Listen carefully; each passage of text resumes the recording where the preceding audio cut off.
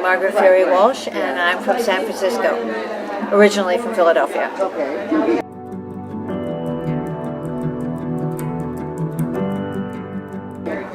I was really sick and ended up having intestinal surgery. I have a 10-inch scar.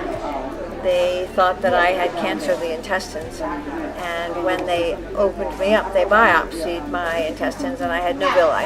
So I was starving to death of malnutrition, and that was the problem, not cancer.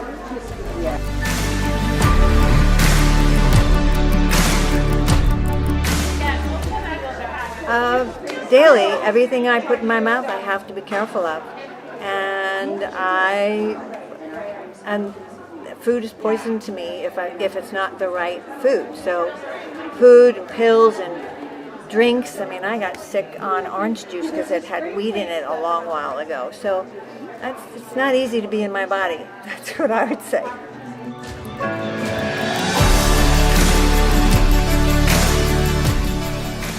That would probably mean a great deal of freedom.